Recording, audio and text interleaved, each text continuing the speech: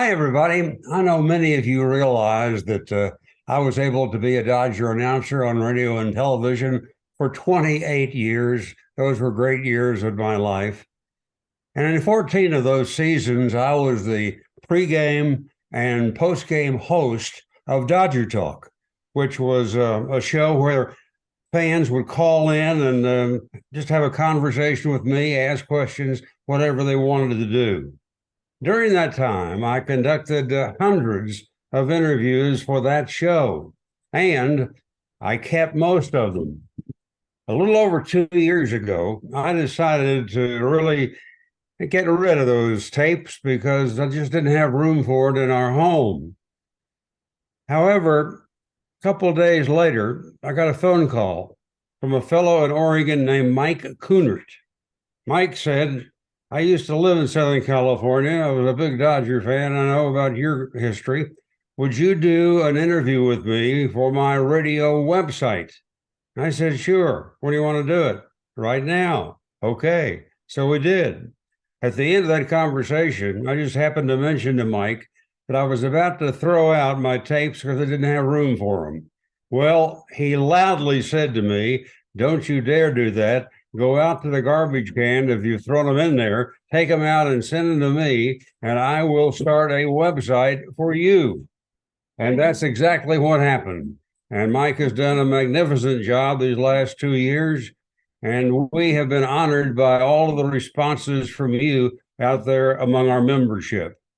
Today, we're beginning a new feature. It's called Ross Porter's Dodger Memories. And I'm going to share with you many interviews that I did a long time ago. Our first one centers on two of the most talented African-American players ever to wear Dodger uniforms, Jackie Robinson and Maury Wills. Maury was 18 when he signed his first professional contract with the Dodgers in 1951. Because Brooklyn had a future Hall of Fame shortstop named Pee Wee Reese at the time, Maury couldn't get to the major leagues for quite a while. In fact, he had to remain in the minor leagues for 9 seasons.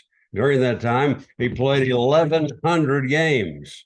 Jackie Robinson was signed by the Dodgers in 1945, played 124 games in the minors for their AAA farm club at Montreal, before breaking the color barrier in Major League Baseball when the Dodgers brought him up in 1947. Jackie's close friend, teammate, Don Newcombe, a 27-game winner for the Dodgers in 1956 and the first ever Cy Young Award winner, told me years ago what he feared might have happened if the Dodgers had not brought Jackie up when they did. I think if Jackie had not made it, Ross, probably we would not have seen a black in baseball for 25 years had he not succeeded in doing what he was doing. Into the 1970s, perhaps? I think it would have gone at least into the 60s, and that would have been a tragedy because there would have been so much talent. You would not have seen the Willie Mays and Hank Aaron's and those guys, I think, because they would not have gotten a chance to play when they were young, and that would have been a tragedy. Jackie Robinson and Maury Wills were never teammates. Jackie had 11 seasons with the Dodgers. He got to play in 1,400 games and had 5,000 at-bats. Maury Wills spent 14 years in the major leagues and came to the plate 8,300 times. Jackie and Maury, two of baseball's greatest talents, they were Dodgers.